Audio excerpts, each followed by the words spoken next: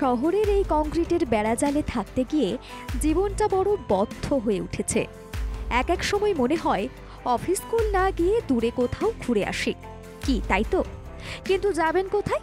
সেই তালিকা কি রয়েছে আপনার কাছে?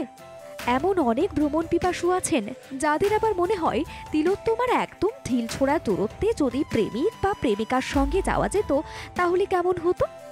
এবার সেই ঢিলছোড়া দূরত্বে অবস্থিত এক জায়গার খোঁজ দেব আপনাদের, আর সেটা হলো শান্তিপুরে। এই শান্তিপুরে আছে তরঙ্গিনী রিসর্ট। আসলে শান্তিপুরের সঙ্গে বাঙালিদের সম্পর্ক বহুদিনের। শান্তিপুরের শাড়ি তো এখন প্রত্যেক ঘরে ঘরে মহিলারা পরেন। নারীদের প্রিয় শাড়ি শান্তিপুরের শাড়ি। এছাড়াও বৈষ্ণব ধর্মের জন্য শান্তিপুর বহুকাল আগে থেকেই বিখ্যাত। পুজো আসতেই বাঙালিরা যান শান্তিপুরে। সেখানে গিয়ে তাঁতিদের বাড়ি থেকেই অনেকে বান্ডিল বান্ডিল নিয়ে আসেন শাড়ি।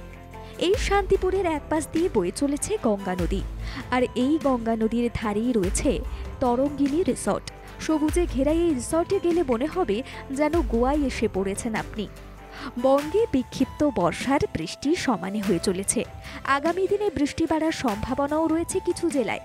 আর এই তো সময় ঘোরার। বৃষ্টি ভেজা আবহাওয়ায় গঙ্গার ধারে বসে ঘন্টার পর ঘন্টা সময় কাটানো। বর্ষার সময় গঙ্গার জল বাড়ে, গঙ্গাকে দেখতেও লাগে ভয়ঙ্কর। তবুও এই ভয়ঙ্কর রূপের থেকে যেন চোখ সরে না। এই রিসর্টে এসে আপনি গঙ্গায় নৌকা বিহারও করতে পারবেন। এই নৌকো বিহারের সময় নদীতে মৎস্যজীবীদের মাছ ধরা দেখতে পাওয়া যায়। কিভাবে যাবেন এখানে? শিয়ালদা থেকে ট্রেন ধরে পৌঁছে যান শান্তিপুর। সেখান থেকে টোটো করে পৌঁছে যেতে পারবেন তরঙ্গিনীতে। মন ভালো করতে সপ্তাহান্তের ছুটিতে দুদিনের জন্য ঘুরে আসুন এই রিসর্ট থেকে। পাশাপাশি শান্তিপুরে তাঁতিপাড়াও রয়েছে। কিভাবে শাড়ি তৈরি হয় সে উপলব্ধিও করতে পারবেন একমাত্র শান্তিপুরে এসে। শান্তিপুরে রয়েছে দুটি হাটও। এছাড়াও রয়েছে জলেশ্বর শিব মন্দির।